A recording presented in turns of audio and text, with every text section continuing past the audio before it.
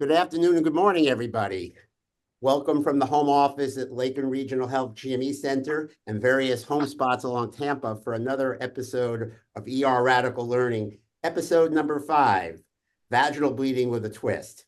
We're back after about a 1-year hiatus, did a few episodes earlier. Then as we welcomed our new resident class to LRH, took a little brief hiatus, and now we're back doing semi-monthly, every couple months podcasts called ERadical Learning. The goal of this is to try and create a fun, light-hearted episodes where we go through either rare presentations of common problems or common presentations of rare problems and do it in a fun, non-pejorative way where we actually take the case and we try and replicate it in real time without any pressure, without any throwing anybody under the bus, without any criticisms, and kind of get a flavor of how these cases play out. What we're really trying to do is just kind of create a fun atmosphere, kind of like a bunch of docs hanging out after shift discussing about fun cases. And we have a pretty distinguished LRH panel here today. Usually our residents get involved in these, but today when we're taping is the ITE exam. So please forgive us for not having residents. I'll go around the horn and start with some introductions. I'm Todd Haber, one of the APDs of the EM residency at LRH. Karen Aldano, say hi, Karen. Hello. Karen is one of our core faculty. Ditto for Dr. Stephen Gugino. Andrew Barbera is our distinguished program director. Andrew Shannon is one of our core faculty and distinguished POCUS directors. And our guest from the Department of OBGYN is the associate program director for the In Construction OBGYN residency, Dr. Suzanne Lababidi. So Suzanne, welcome. We try and keep this personal. We want to make this fun. If we want to show off our Floridian roots, as you can see, I'm a big Tampa Bay Lightning guy, and we like to just show off our state and the area in which we live in. So without any further ado, we'll get right to the panel and take our case of vaginal bleeding with a twist. And with that in mind, I'll throw the ball to Dr. Gugino, AKA, we call Dr. Gugino the G unit. So take it away. He's going to tell us a tale and with some funny twists involved and some interesting stuff and tell us how the case evolved in real time. Thank you, Dr. Haber. So working in the emergency department, a 35-year-old female presents with a chief complaint of mild low back pain, vaginal spotting, and pelvic cramping. So she is a G1. She found out that she was pregnant approximately 2 weeks prior to this visit. And for the past 2 days, she's been experiencing low back pain, abdominal cramping, and mild vaginal spotting. She states her last menstrual period would have given her an estimated gestational age of approximately 8 weeks. Interestingly, she had seen her OBGYN that day and had an ultrasound which showed some kind of cyst, but it was too early for them to tell. So she went home with and was going to follow up, but her pelvic cramping worsened, at which point she presented to the emergency department. Physical, she's a well-appearing young female, does not look in any distress. Her vital signs, she's afebrile, heart rate was 72. Initially in triage, her blood pressure was up a little bit. And as mentioned before, she was on amlodipine for hypertension and had initial blood pressure of 151/91. By the time I saw her, that had normalized to 128/81. Her physical, for all intents and purposes, was benign. Her abdominal exam was benign. On pelvic exam, her cervical os was closed and had a small amount of dark bleeding. But otherwise, that was it. And I went on with kind of what we all know as the routine early pregnancy vaginal bleeding workup. And with that in mind, thank you, G Unit. I'm going to throw the rock over to Karen Aldano, one of our core faculty members, to tell us, who did not see this patient, but tell us her thoughts and how we would deal with this problem in the ED. Welcome. This is not an infrequent presentation. We see this several times a day. Young female really wanted to be pregnant, G1P0, who's of course concerned she's bleeding. And that leads us into a couple of things. Number one, we already know she's pregnant. So first thing in my mind, we know she's pretty stable, her vitals are stable, is how am I going to approach her? Dr. Gugino has given us a pretty thorough exam. So I always think about vaginal bleeding in first trimester pregnancy. What are the things that can hurt people the most. Number one, worst first, always classic in emergency medicine is ectopic pregnancy. That's always number one on my diagnosis or differential list of to rule out. Number two, could it be a variation of abortion, whether it be incomplete, complete, or could it be just threatened abortion? And that's also on my differential. You know, you also think about, because she's got pain involved, could she have a hemorrhagic cyst, kidney stone, and then appendicitis also reveals. But usually with the vaginal bleeding, we pretty much stick in the GYN realm, at least to start with. If we can't delineate what's going on, then we move to other realms. So I'd start with a workup of getting some laboratory work. Most important thing is probably right now quantitative, to see how high her levels are. I get an RH screen. We all know these patients need to know if we're R negative or R positive. Do they need ROGAM?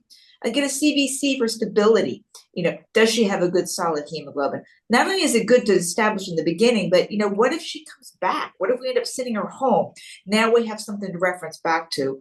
And then we'd also check a urine as usual. An SMA-7 if she's been vomiting or concerned for nausea and a poor appetite. And then probably the numero uno thing on my list is a transvaginal ultrasound. We have a very cursory description from the patient, and that was her description of what her ultrasound showed earlier in the day. A, things may have changed. B, where is this thing they're talking about? And that's what I want to know. And so I'm going to order those things and hope to find my answers.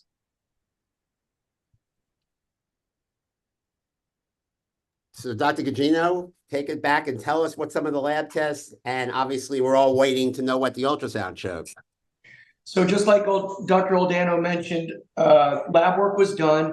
I'll jump right to it and say that the quantitative HCG was 3,786. On the CBC, hemoglobin hematocrit were 13 and 40.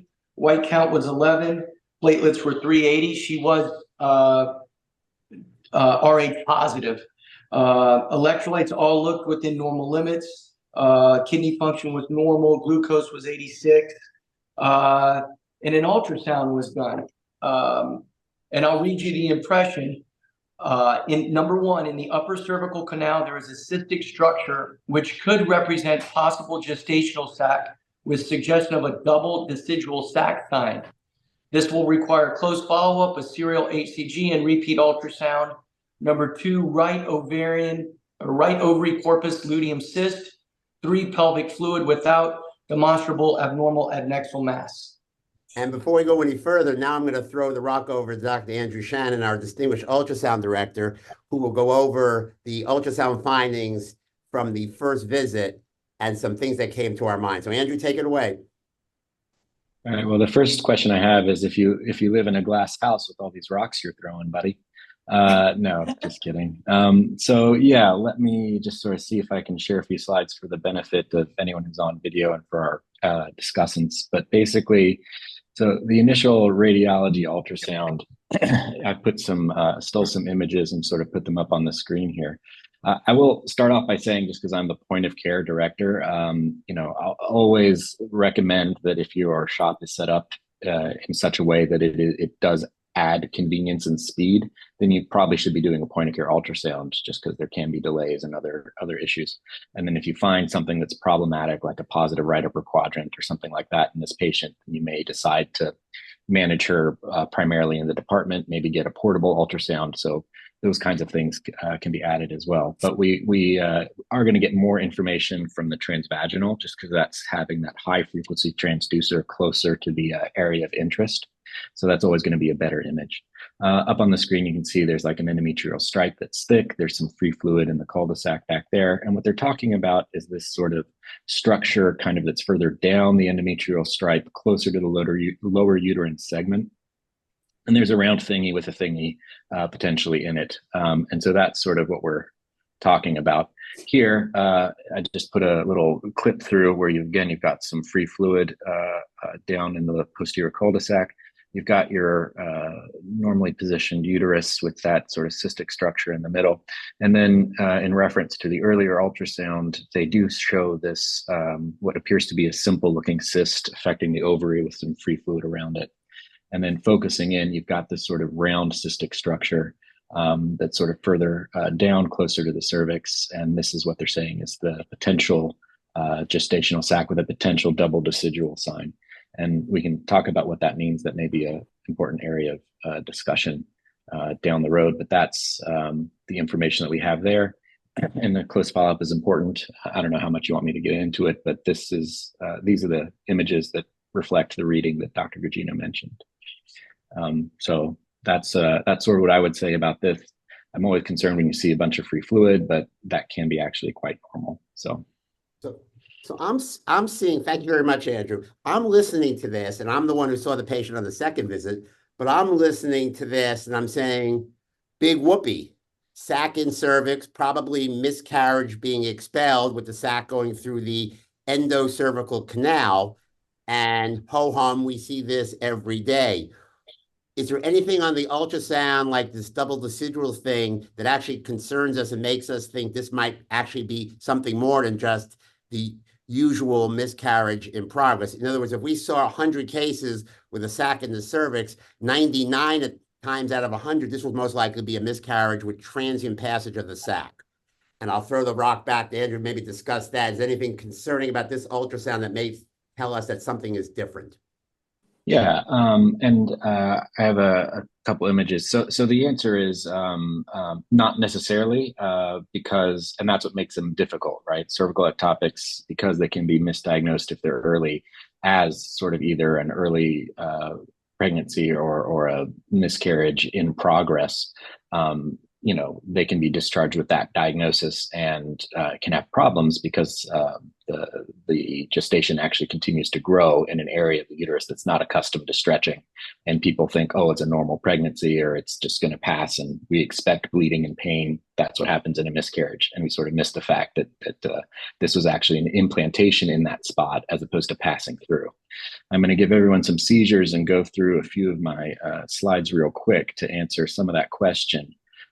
Just up on the screen real quick, hopefully, it's sort of like the one thing that might make a difference for you. And this is actually looking at movement of the gestational sac and the endometrial canal. They're short clips, but you can kind of get a sense of like the only thing that definitively helps you, at least in my experience, and I'm happy to hear from Dr. Labidi, but is if you actually see the gestational sac physically moving in real time on ultrasound, then you're much more confident that it's an AB in progress.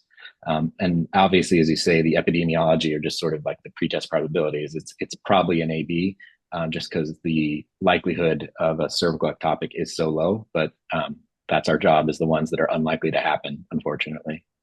We're sensitive doctors, not specific doctors. So this is an example, that's what it's going to turn out to be, is the rare presentation of a common problem.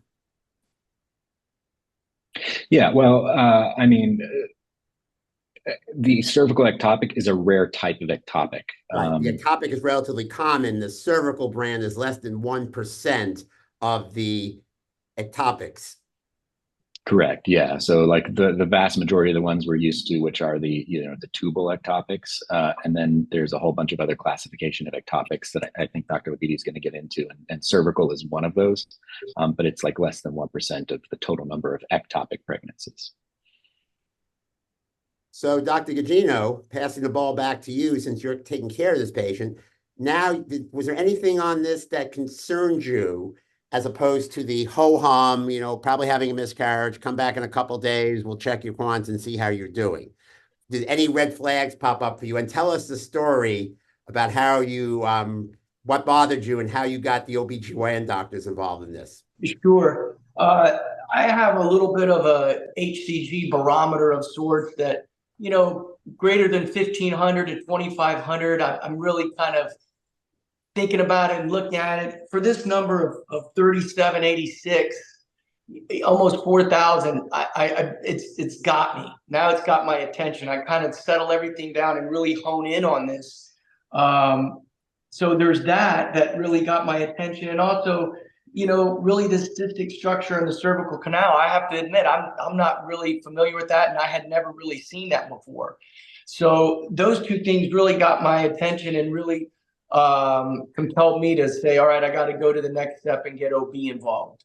Well, we all sit around the table and kind of care about this one case and armchair quarterback a little bit, but in everyday life as we all know it, and in real time, we're spinning plates and a lot of things are happening. And interestingly enough, not to get too far off the case, but also in my pod, which working a 12-bed pod with probably a hallway bed or two, is another patient, a 16-year-old girl, gravida 1, who's full term, comes in with abdominal pain, chest pain, and shortness of breath. And she's in distress. And long story short, I'll cut right to the chase on this.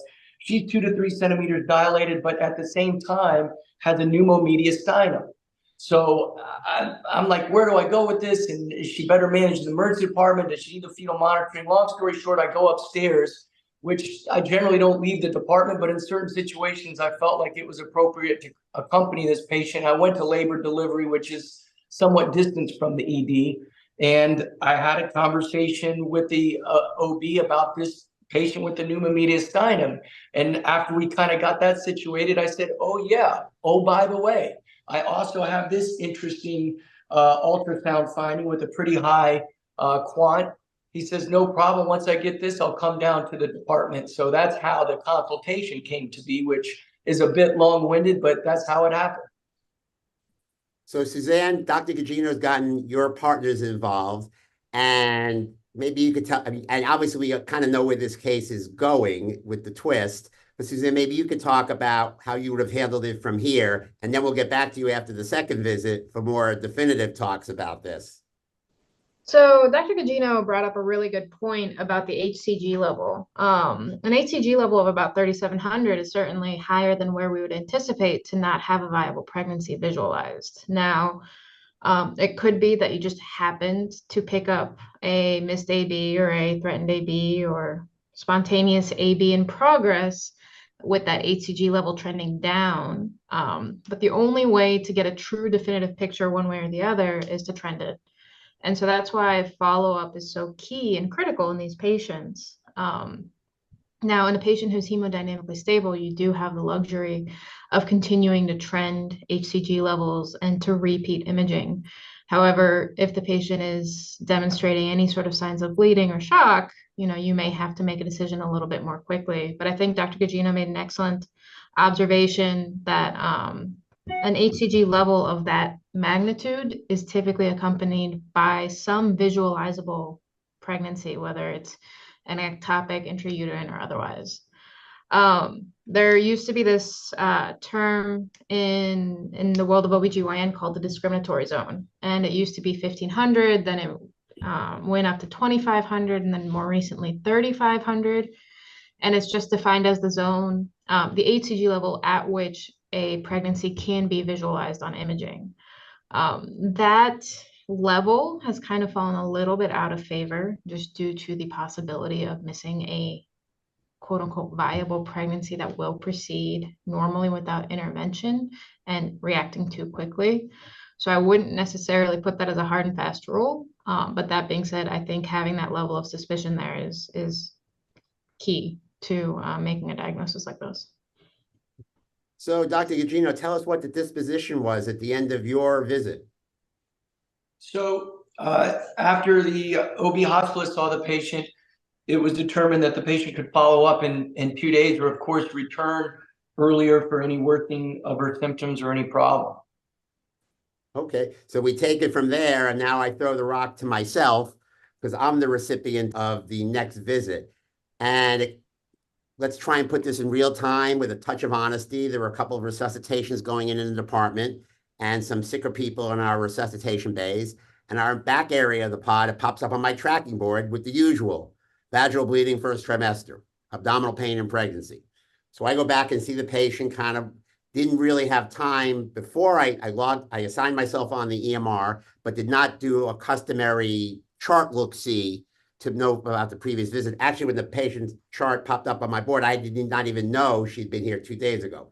So I go back in the room and talk to the patient, and I find the patient resting comfortably, as Dr. Gugino said, G1P0, history of polycystic ovary, some hypertension. On exam, she was mildly hypertensive, and abdomen was soft and non-tender. And I asked her, quite frankly, how can we help you today? And this is amazing how things happen in the ED, and patients don't really understand what we tell them, and the story gets twisted. She said, they told me 2 days ago I had a miscarriage, come back today to be checked. So that's the history I got from them. And her exam was benign. I asked her, are you having a lot of pain? And she said, no. I asked her, are you having a lot of bleeding? She said, no. And on Dr. G's visit, she didn't have much pain or bleeding either. So I said to myself, as Dr. Shannon said, now may not be a bad, something wasn't quite right with this. Now's not a bad time to drop the ultrasound probe on. So basically I did a meatball transabdominal with an unfilled bladder, got a good look at the uterus, saw absolutely nothing, no fluid, no nothing, and then went up to both upper quadrants and saw absolutely nothing. So I kind of left the room scratching my head, offered the patient a pelvic exam. She did not want another one, and I feel that was perfectly reasonable. And I said to myself, I think I've got to, A, look at the chart, be a good ER doctor and be a good detective, and I don't see any way around getting a repeat HCG and probably a repeat ultrasound. I don't necessarily repeat every ultrasound on the miscarriage patients if I have an HCG that's dropping and I have a benign bedside ultrasound. But in this case, something just didn't quite seem right. So I looked at the old records on the EMR, saw all the details from Dr. Gugino's visit and this question about this cervical sac, which kind of explains why I probably didn't see it on a trans-abdominal ultrasound because it's not in the uterus. And went ahead, put a line in, ordered some routine labs, and repeated the quant and repeated the ultrasound. The labs all came back, but much to my interest, the quantitative HCG went up from 3786 to 4500, which kind of takes miscarriage almost completely off the table and leaves us with the IUP versus ectopic pregnancy dilemma. And I'll throw it back to Dr. Shannon to talk about the second ultrasound and see where we went from there. First, I want to say I speak fluent Haber. So a meatball ultrasound would be an ultrasound where not only are your knuckles to the bed, but your knuckles are dragging on the floor on the way to the patient. No, but Dr. Haber's being a little bit modest about a meatball ultrasound, just basically being an ultrasound performed at the bedside. So that's what that word means. Like that struck me. But again, as you say, point of care ultrasound suffers from what's called severity bias, right? So when people are SAS or sick as heck, an ultrasound like a fast exam can be useful. If they're not so sick, then sometimes it's less sensitive, less specific. So it's the sick patients that it can help you out with. And this one, as everyone has said clinically, just wasn't particularly sick. Yet is always our fun thing in the ED. So let me share once again just a few images for folks, and we'll go back up to the return ultrasound. So again, here you just can see some of the endometrial stripe. You can tell from the curve of the ultrasound that this is an endocavitary or transvaginal ultrasound. You again see some fluid in the posterior cul-de-sac, maybe some in the anterior versus bladder. Not particularly concerning. On the second one, we can talk about the double decidual sign, or sort of that rind around the gestational sac, that hyperechoic sort of border, or it's like, yes, that's a nice good wall. You see that, but what you also see here is within the gestational sac itself, there's a smaller little ring, which I've heard called the Cheerio sign or the signet ring sign when there's a fetal pole, but essentially that's the yolk sac. So maybe we saw a little hint of it on the earlier one, maybe not, but this would suggest sort of further development of the pregnancy. The problem is, of course, once you sort of have an abnormal pregnancy, a lot of your sort of like signposts become a little bit less reliable. But the upshot is that this is not something that looks like it's leaving, right? It's sort of in the same place, and there may even be some development of the pregnancy, even though it's in the wrong sort of spot. And then here are just a few other images where they're measuring the gestational sac once again. Again, and now in this view, there's a much clearer double decidual sign. And then you can see the yolk sac a little bit better there. So once again, this looks like a pregnancy that's developing, but like in Raiders of the Lost Ark, it's developing in the wrong place. And so now it's a little bit clearer, especially with that, as is mentioned, the HCG. This is probably a pregnancy that's not going anywhere, unfortunately for the patient. So yeah, that's what I would say on the second one.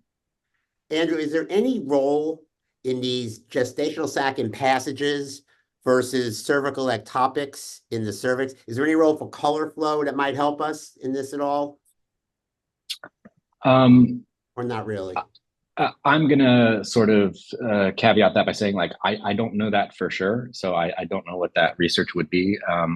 I would imagine theoretically that the color flow may not be particularly helpful because there'll be sort of bleeding and flow kind of in either situation, or there'll be flow sort of around in either situation. I'll defer to Dr. Labidi, or I'd have to look that up, but I'm not familiar with color flow being a useful differentiator. So I will now I have this second ultrasound report, and I'm the rock is stuck with me. I have to make a disposition. But at this point, I have an easier decision than Dr. Gugino. I have a rising HCG, and I have an ultrasound which shows what went from a sac with maybe a double decidual sign, but now I've got a sac with a small yolk sac and increase in size. So I know, to my best medical knowledge, this is not a miscarriage in progress, that this is an ectopic pregnancy. And actually, I had the benefit of the radiologist actually call me and say, Haber, I think this is a cervical ectopic pregnancy, to which point I sheepishly said, what the heck is that? Because in my 38 years of being a physician, this is numero uno. So I knew I had a stable patient with a rare problem. So I knew I needed to phone a friend.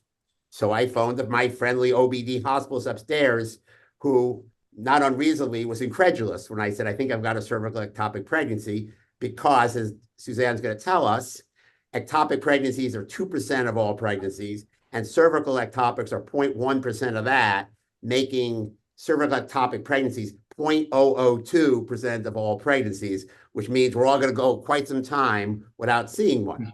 So, of course, my doc was surprisingly cynical, but he said, let me look at the images. Then 12 minutes later, I get a phone call back, Doc, she's got a cervical ectopic pregnancy. I said, well, thank you very much. I think we kind of knew that. He said, send her up to me and I'll evaluate her and make a plan. So at this point, we have a patient with a presumed cervical ectopic pregnancy, incredibly rare, being sent up to the OBD. I'm going to pass the rock to Suzanne to tell us how she would have managed this and therapeutic options for this problem.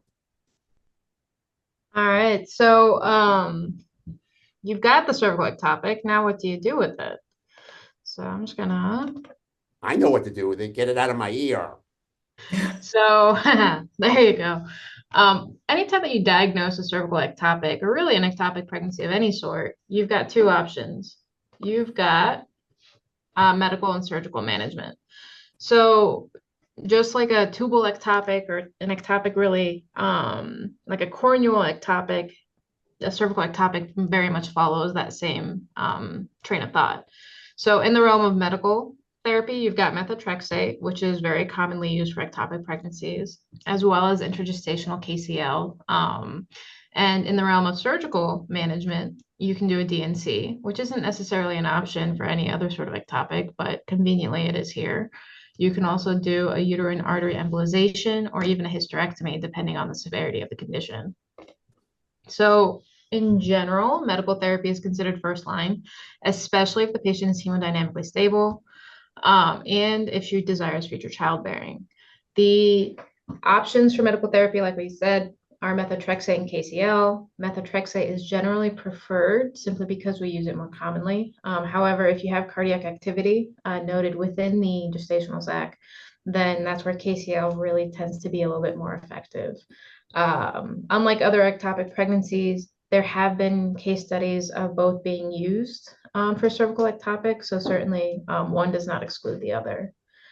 That being said, anytime you're doing any sort of medical therapy for an ectopic pregnancy, whether it's a tubal, it's a cervical, corneal, whatever, you need to counsel the patient very closely that failure is a possibility, and you really need to make sure that they understand how important it is for them to come back.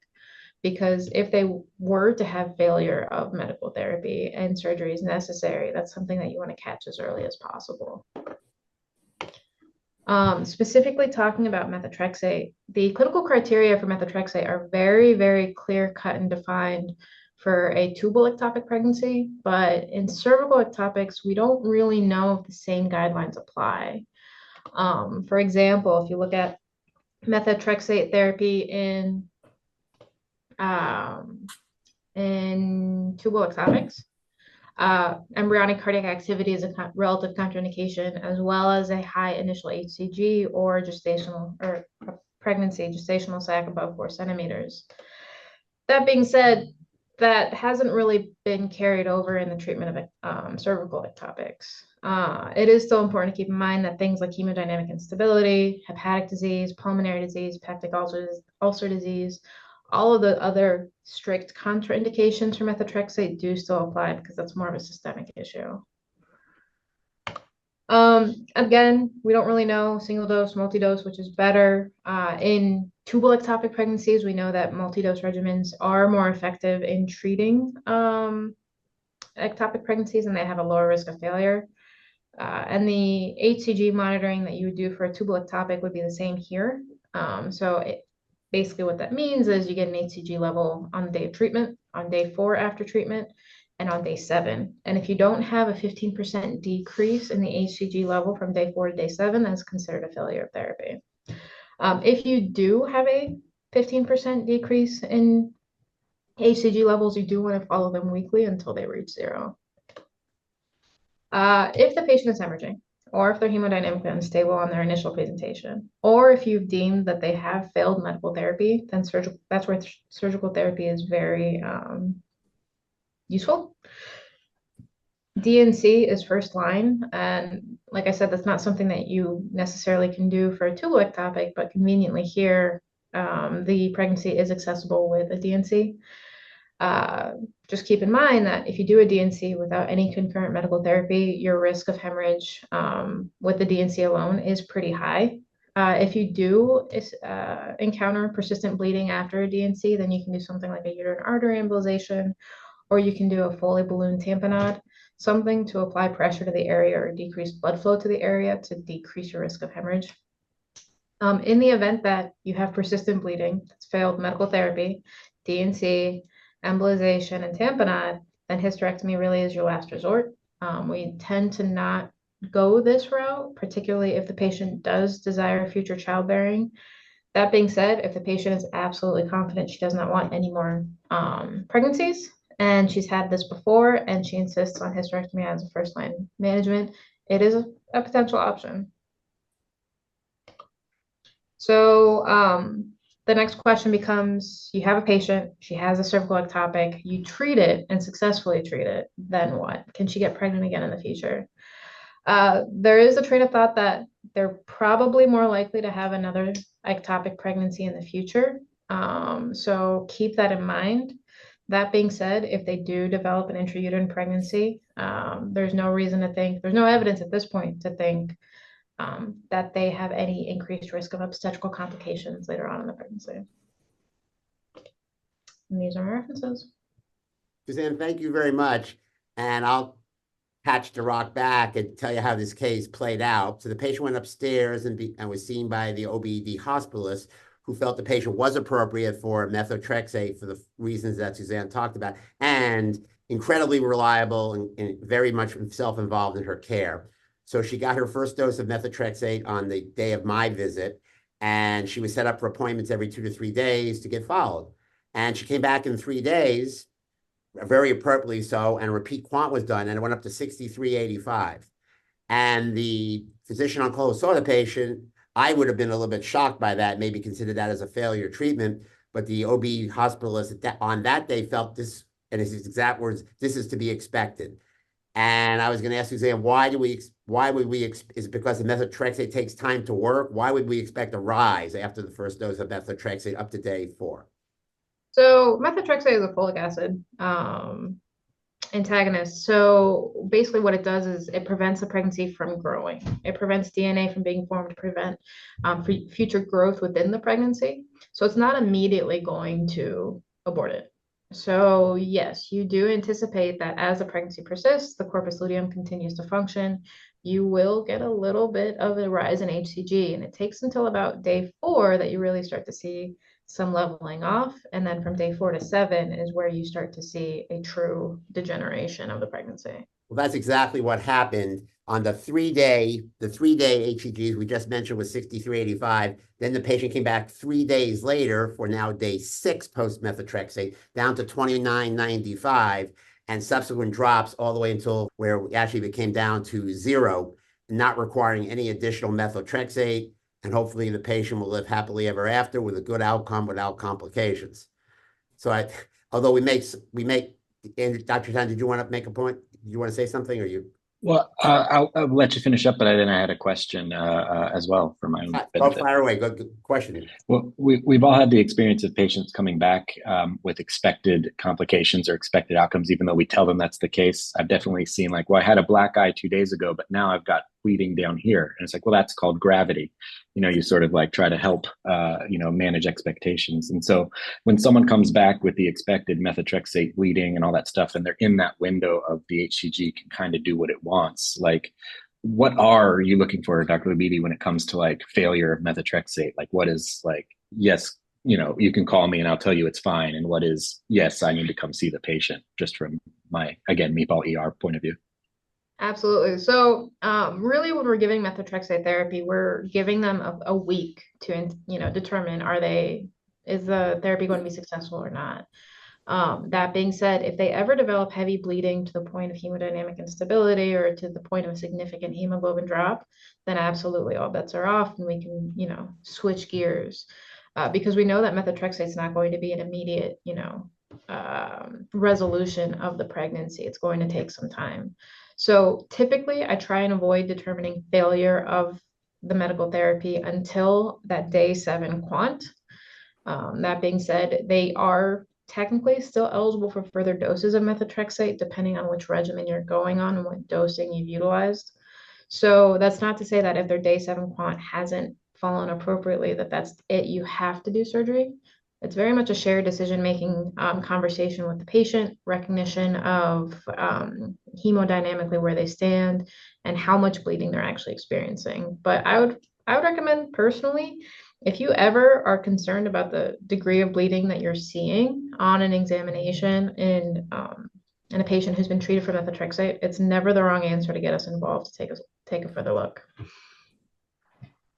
So I would like to thank everybody and remind everybody that we work at Lakeland Regional Health, a 900-bed tertiary care hospital in Polk County, Florida, cited probably the first or second busiest ER in the single-site ER in the United States, where the 1 in 1,000 cases occur 200 times a year.